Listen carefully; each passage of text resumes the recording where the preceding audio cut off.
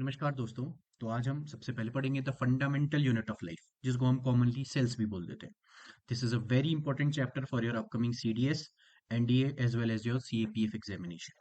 तो जल्दी जल्दी से शुरू करते हैं। तो सेल्स क्या होती हैं? Basically cells are the building blocks of a living organism. ठीक है।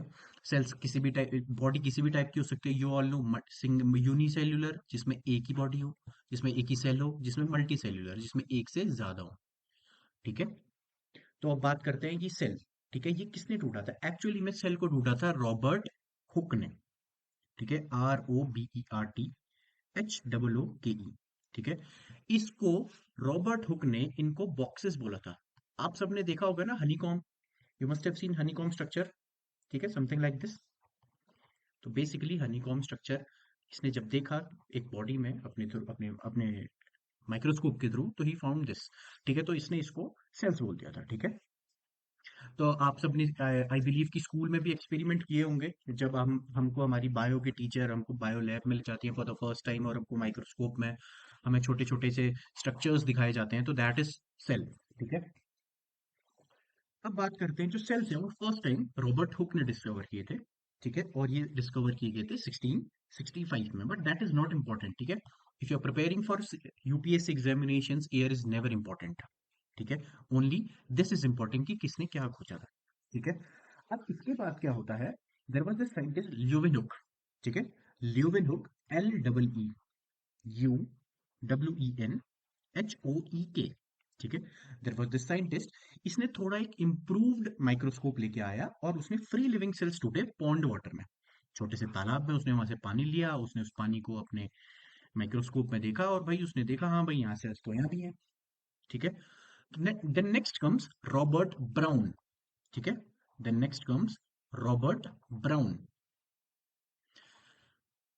इन सब ने सबसे पहले न्यूक्लियस ढूंढा था। ठीक है, सपोज दिस इज सेल, इसके अंदर का जो ब्रेन है, समथिंग लाइक ब्रेन और CPU you can call it, जो न्यूक्लियस है, ये किसने ढूंढा था? आपका रॉबर्ट ब्राउन ने ढूंढा था। ठीक है। आपके उसमें ये क्वेश्चंस ऐसे भी आ सकते हैं लाइक कि ये किसने ढूंढा डायरेक्टली, बट यू नो ना, चेंजिंग स्ट्रक्चर है आपका सीडीएस एग्जाम में या for that matter UPSC examination में। तो आपका मैच द फॉलोइंग भी आ सकता है, इनमें से कौन सा गलत मैच्ड है आ सकता है, इनमें से कौन सा सही मैच्ड है आ सकता है, या फिर आ सकता है इनमें से कितने पेयर सही मैच्ड हैं, कितने पेयर सही मैच्ड नहीं है। ठीक है, तो एक ही चीज के करने के 10 तरीके हो सकते हैं। ठीक है। देन उसके बाद अगले साइंटिस्ट आते हैं जिनका नाम है पुरकिंजे। ठीक है, दिस साइंटिस्ट, इन्होंने सबसे पहले एक टर्म कॉइन किया जिसको बोलते हैं प्रोटोप्लाज्म। ठीक है, प्रोटोप्लाज्म। तो बेसिकली प्रोटोप्लाज्म होता है nucleus plus cytoplasm. Okay guys, इसी को हम प्रोटोप्लाज्म कह देते हैं। तो इन्होंने पुरकिंजे ने ये चीजें की थी। इसके बाद दो साइंटिस्ट आते हैं, श्लाइडन एंड श्वान। ठीक है, श्लाइडन एंड श्वान, SCHLEIDEN एंड श्वान। ठीक है, इन्होंने क्या बोला था? इन्होंने सेल थ्योरी दी थी। भैया इन्होंने बोल दिया कि cell is the basic unit of life, या cell is the fundamental unit of life. ठीक है, फंडामेंटल थ्योरी इन्होंने दे दी, फंडामेंटल थ्योरी इन्होंने दे दी। इसके बाद, ठीक है, इसके बाद आते हैं विर्चॉ। ठीक है, ही वॉज अनदर बायोलॉजिस्ट। तो इन्होंने विर्चॉ ने इतना बोल दिया, इन्होंने सेल थ्योरी को फर्दर एक्सपेंड किया, और विर्चॉ ने बोला कि भाई जो सेल्स हैं वो पुराने सेल से ही मिलके बने हैं। That is all the cells arise from pre existing cells. जैसे भाई ये एक सेल है, इसी से ये सेल बाकी बनेंगे, इसी से और सेल बनेंगे, इसी से और सेल बनते जाएंगे। ठीक है, तो इन्होंने ये बोला था, this is very important. And और एक चीज मैं आपको बहुत इंपॉर्टेंट बता देता हूँ, जैसे ही ये क्लास खत्म होगी प्लीज मेक श्योर आप क्लास 9th एनसीईआरटी पढ़ें, the fundamental unit of life chapter 5। ठीक है, फिर आपको समझ आ जाएगा कि उस बुक में मेरे को क्या पढ़ना है और क्या नहीं पढ़ना है। Got it? तो ये आपका सेकंड पेज पे एक छोटा सा डब्बा बना हुआ है, आप उसमें इस बॉक्स में से इसको रीड कर सकते हैं। ओके। अब देखिए, इसके बाद क्या होता है कि सेल्स किससे बने हैं आफ्टर ऑल। ठीक है, अब हमें ये भी तो जानना जरूरी है। हमने बोल दिया ये सेल है भाई, इसके सेल के अंदर भी तो कुछ होता है। ठीक है, तो एक एक करके हम शुरुआत करते हैं। तो सबसे पहले बात आती है आपका प्लाज्मा मेम्ब्रेन की। Okay, plasma membrane. ठीक है। प्लाज्मा मेम्ब्रेन एक आउटर कवरिंग होती है, जैसे हमने एक ये ड्रॉ कर लिया, तो जो हमने ड्रॉ किया है line, this is plasma membrane of a cell. ठीक है, बहुत ही लेमन टर्म्स में आपको बता रहा हूँ। अभी it is like a wall, ये तय करेगा, और it is like a door, ये तय करेगा कि भैया कौन सी चीज अंदर आएगी एंड कौन सी चीज बाहर जाएगी। इसकी परमिशन के बिना कुछ अंदर बाहर नहीं हो सकता है। ठीक है। ये परमिशन दे रहा है, तो इसको हम कभी कभी सेलेक्टिवली परिमेम्बर मेम्ब्रेन भी कह देते हैं, क्योंकि ये भाई हर एक को अंदर नहीं आने देगा और हर चीज को बाहर नहीं जाने देगा। ठीक है। अब भैया कैसे होता है? ठीक है, अब एक छोटा सा केमिस्ट्री का टॉपिक है। You must have heard about this term diffusion. ठीक है। डिफ्यूजन क्या होता है? जैसे लेट्स से कि आप अपने रूम पे बैठे हैं, आपने अपने रूम के एक कॉर्नर पे एक परफ्यूम स्प्रे कर दिया। ठीक है, कुछ टाइम बाद आप देखेंगे कि उसकी जो अच्छी सी स्मेल है वो पूरे रूम को महका देती है। क्यों? क्योंकि it is because of diffusion. Basically उसका कंसंट्रेशन उधर ज्यादा है, तो ये खुद ब खुद होती है। This is a natural phenomena, जो जिसकी वजह से आपका स्मेल दूसरी जगह पे चली जाती है। ठीक है, तो ये गैसेस में होता है, diffusion is in gases. Okay guys. अब अगर यही चीज अगर वाटर के साथ हो, तो हम इसको डिफ्यूजन ना कह के हम इसको बोलते थे ऑस्मोसिस। ठीक है, सेम फंडा है, बट गैसेस के लिए हम डिफ्यूजन कह देते हैं, वाटर के लिए हम ऑस्मोसिस कह देते हैं। ठीक है, अगर पानी अंदर बाहर हो रहा है तो वो ऑस्मोसिस की वजह से हो रहा है। ठीक है। तो द तो इसकी अगर हम डेफिनेशन बोलें तो क्या होगा? Osmosis is the passage of water from a region of high water concentration through a semi permeable membrane to a region of low water concentration. ठीक है, हाई से लो की तरफ जा रहा है। ठीक है, हमेशा याद रखिए, और ये एग्जाम में इतनी बार आ चुका है, I am telling you. CDS, CAPF, NDA, तीनों में भर भर के आता है ये। इनफैक्ट सीडीएस का one of the favourite question है। ऐसा सीधे डेफिनेशन दे देगा, इसका मतलब क्या है बोल देगा, या सीधे बोल देगा व्हाट इज ऑस्मोसिस, चार डेफिनेशन दे देगा। जब भी पानी हायर कंसंट्रेशन से लोअर कंसंट्रेशन को जाएगा through a selectively permeable membrane, तो उसको हम क्या बोल देंगे? ऑस्मोसिस। अगर इसी का उल्टा है तो हमने देखा होगा हमारे घर में आरओ होते हैं, तो रिवर्स ऑस्मोसिस वही चीज है। ठीक है, अब इसमें तीन कंडीशंस बनती हैं। ठीक है भैया, ये पानी है, इसमें आपने अपनी किशमिश भिगो दी। तीन कंडीशन होंगी भाई, या तो किशमिश फर्स्ट कंडीशन, सेकंड कंडीशन और थर्ड कंडीशन ये होगी। किशमिश आपकी फूल गई। ठीक है, किशमिश फूल गई, स्वेल हो गई। दूसरी कंडीशन, किशमिश छोटी हो गई और श्रिंक हो गई। तीसरी कंडीशन, जैसी थी वैसी की वैसी ही रही। ठीक है भाई। अब क्या होता है? अगर, ठीक है, अगर जो यहाँ का मीडियम, यहाँ ज्यादा पानी है, यहाँ अंदर कम पानी था, तो जिसकी वजह से स्वेलअप हो गई, इसने अब पानी गेन कर लिया, तो ऐसे सॉल्यूशन को हम क्या बोल देंगे? हाइपोटोनिक सॉल्यूशन कह देंगे, हाइपोटोनिक सॉल्यूशन। अगर श्रिंक हो गया, तो ऐसे सॉल्यूशन को हम बोल देंगे आइसोटोनिक सॉल्यूशन, आइसोटोनिक सॉल्यूशन। भैया अगर कुछ भी नहीं हुआ, तो हम ऐसे सॉल्यूशन को बोल देंगे हाइपरटोनिक सॉल्यूशन। ठीक है, हाइपरटोनिक सॉल्यूशन। अब भाई एक्चुअली में मैं आपको ये बताता हूँ कि इसमें ना हमेशा ही अंदर नहीं जाता है पानी, इसमें बाहर भी आते रहता है। बट क्या होता है, जो नेट चीज होती है ना, नेट, जैसे भैया मैंने कहीं पे 2 प्लस किया, लेकिन उसमें 2 माइनस भी कर दिया तो जीरो आ गया, तो भैया ये ओवरऑल नेट तो जीरो रहा। ठीक है, लेकिन इसमें अंदर भी जा रहा है बाहर भी जा रहा है, लेकिन ओवरऑल जो उसका हम अंत में जब सार देखेंगे तो दैट विल बी मोर। तो इसीलिए वो स्वेलअप हो गई, इसको हाइपोटोनिक। जब इसमें श्रिंक हो गई, इसको आइसोटोनिक। जब इसमें कुछ भी नहीं रहा तो हाइपरटोनिक। ठीक है, इसमें अंदर और बाहर बराबर जाते रहता है। ठीक है, तो अगर हम बोलते हैं तो ऑस्मोसिस क्या है? बेसिकली एक स्पेशल केस है, किसका? डिफ्यूजन का स्पेशल केस है। ठीक है, अब जो प्लाज्मा मेम्ब्रेन है, ये भाई फ्लेक्सिबल होती है, काफी फ्लेक्सिबल होती है। ठीक है, अच्छी खासी फ्लेक्सिबल होती है, और ये ऑर्गेनिक मॉलिक्यूल से बनी होती है, जिसको हम बोलते हैं lipids and proteins. Lipids and proteins. ठीक है, lipids are nothing but basically fats. Okay. अब क्या होता है ना, कि जो फ्लेक्सिबिलिटी है, इसकी वजह से क्या होता है कि ये सेल मेम्ब्रेन ना फूड और अन्य चीजों को एनगल्फ करने में मदद करती है। भैया बचपन में सबने अमीबा पढ़ा होगा, तो भैया व्हाट इज अमीबा? ये अमीबा है, इसको कुछ खाना खाना है, लेट से इसके यहाँ पे खाना खाने के लिए आया, तो क्या होगा? अमीबा अपना शेप कुछ ऐसा कर लेगा। ठीक है, ये अपने खाने के पास यहाँ पे ले आया, ये तो इसका न्यूक्लियस है, ये इसका फूड है, ये भी इसका फूड था। ठीक है, ये इसके पास ले आया, और खा लिया। तो जो ये इसने प्रोसेस करी ऐसी, इसको क्या बोल देंगे, एंडोसाइटोसिस। एंडोसाइटोसिस। ये एग्जाम में आ चुका है एक बार क्वेश्चन। बेसिकली क्या है कि जिस अमीबा है, जिस प्रोसेस से फूड एक्वायर करता है, उस प्रोसेस को क्या बोलते हैं, एंडोसाइटोसिस। Okay guys.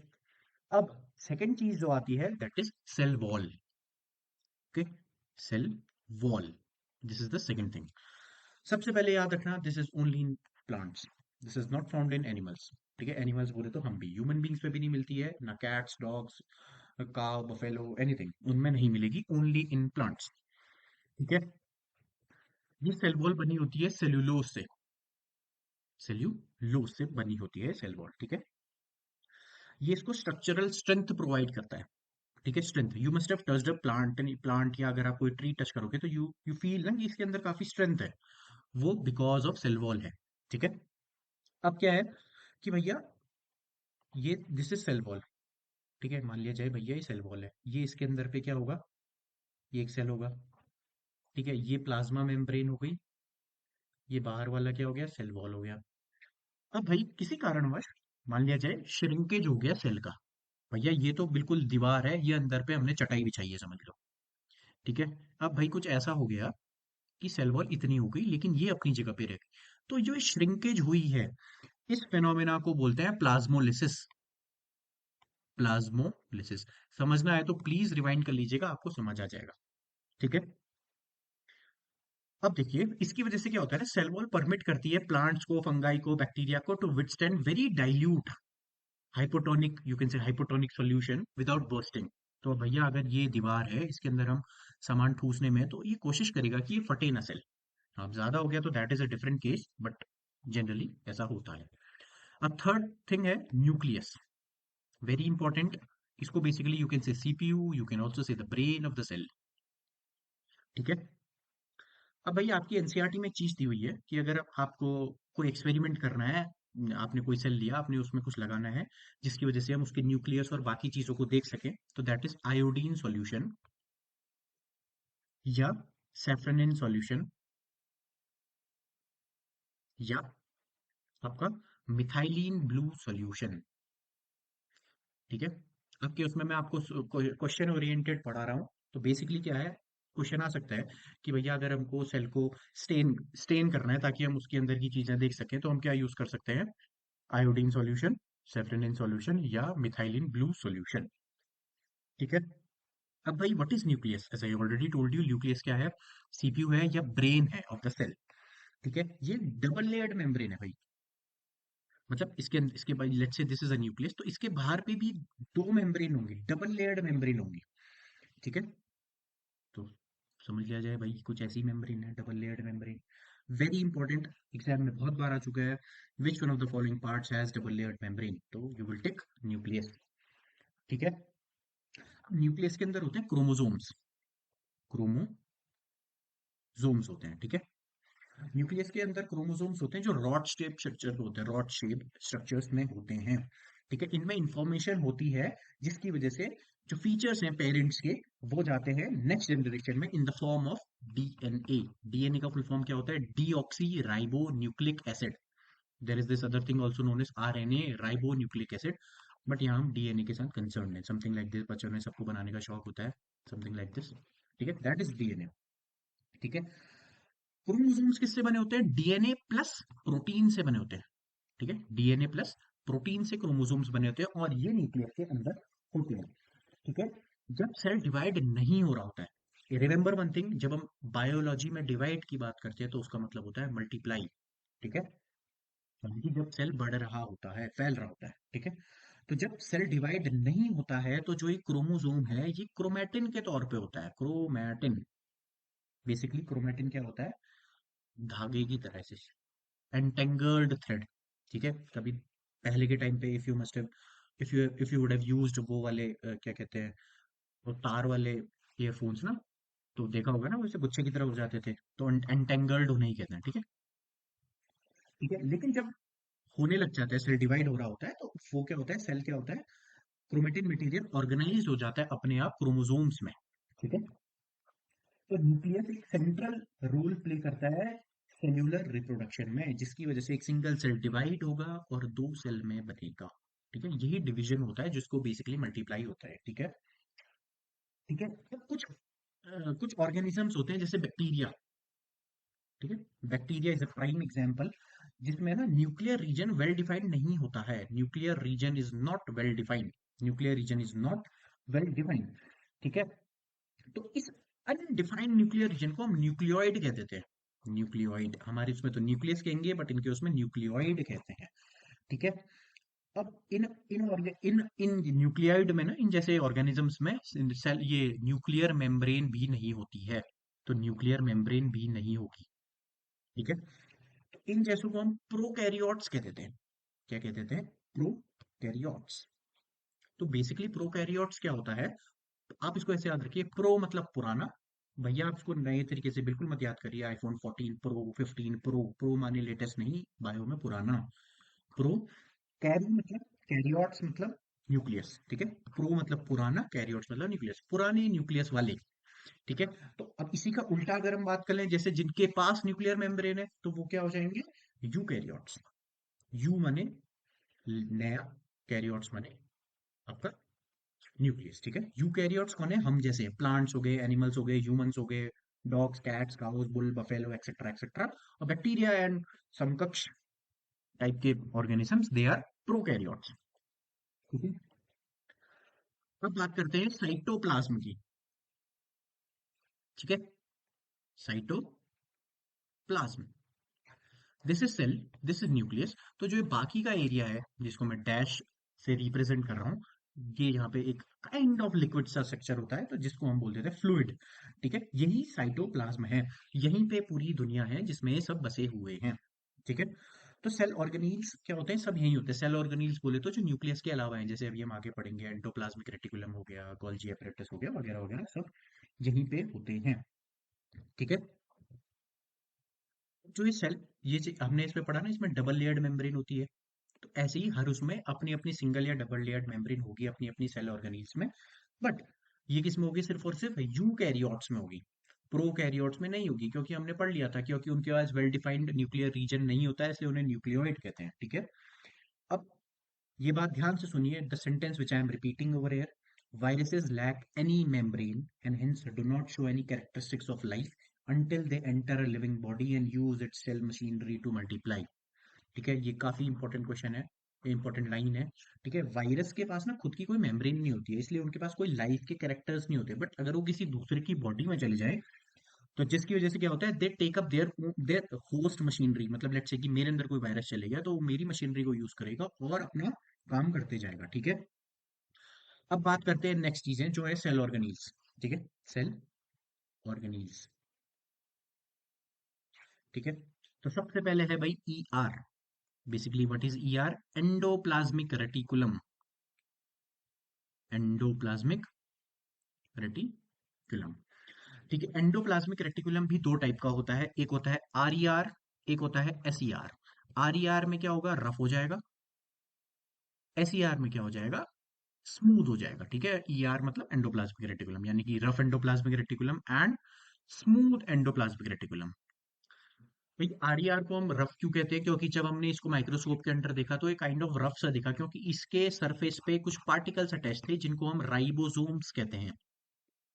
ठीक है, राइबोसोम्स कहते हैं, और जिसकी वजह से रफ सरफेस होती है। अब ये राइबोसोम्स का क्या काम होता है भाई? ये प्रोटीन मैन्युफैक्चर करते हैं। हमने कुछ खाया तो उसका प्रोटीन मैन्युफैक्चर यही करेंगे।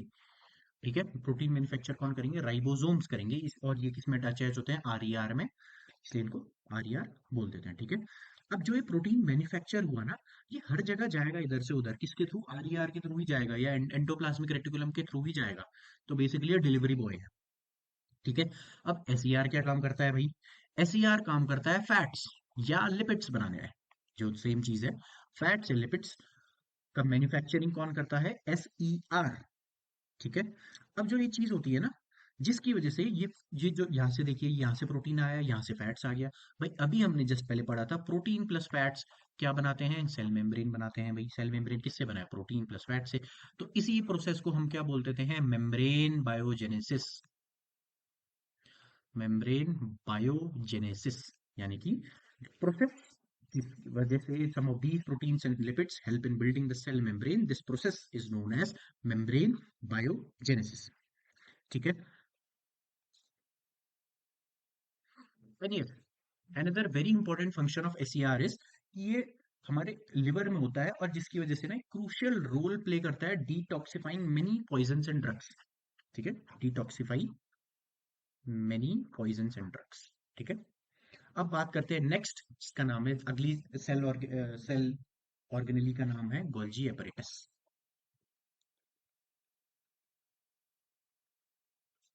ठीक है. इसको सबसे पहले कैमिलियो गोल्जी ने ढूंढा था. कैमिलियो गोल्जी ने ढूंढा हुआ था. ठीक है.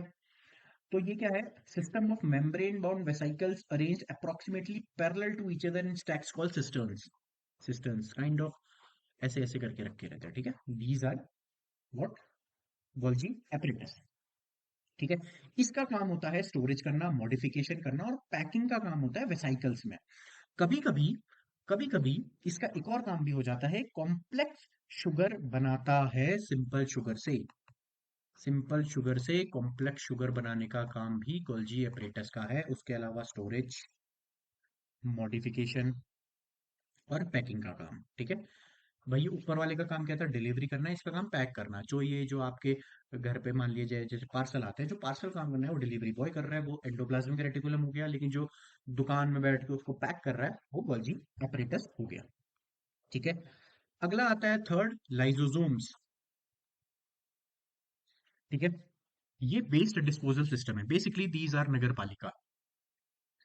इसका काम क्या होता है? ये क्लीन रखता है सेल को.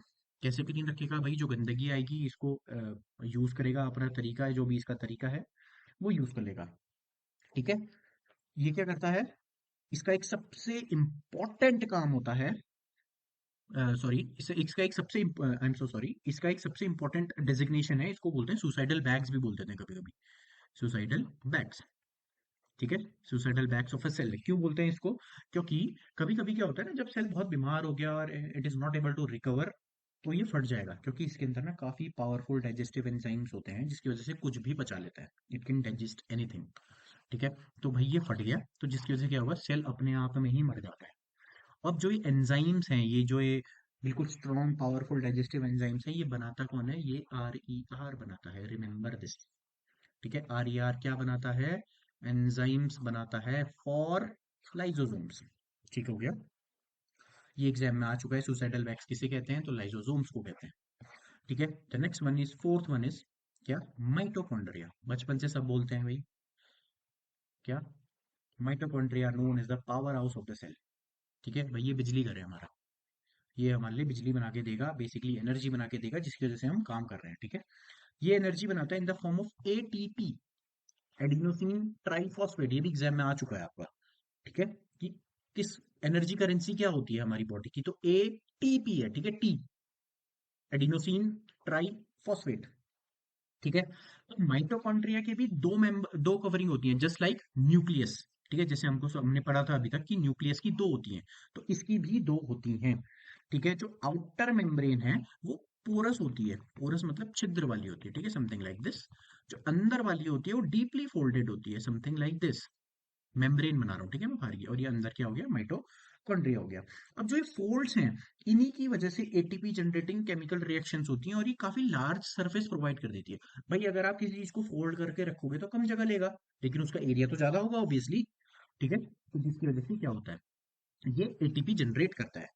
और ये अपने आप में स्ट्रेंज है क्योंकि इनके पास खुद का अपना डीएनए होता है और ये अपन और राइबोसोम्स भी होता है. अब भैया राइबोसोम से भाई, तो राइबोसोम से तो क्या होगा? प्रोटीन अपना खुद बनाएंगे. ठीक है. याद रखना ये भी क्वेश्चन में आ चुका है. अभी मैं आपको थर्ड एक और चीज बताऊंगा कि जिसमें ये होता है, then you will get to know. Remember, इसके पास खुद का अपना डीएनए और राइबोसोम्स होता है और डबल लेयर्ड मेम्ब्रेन होती है, और ये अपना राइबोसोम्स होगा तो प्रोटीन ऑटोमेटिकली बनाएगा ही ये. अब बात करते हैं पांचवी चीज की, दैट इज प्लास्टिड्स. ठीक है. प्लास्टिड्स भी just like cell wall only in plants. These are only present in plants.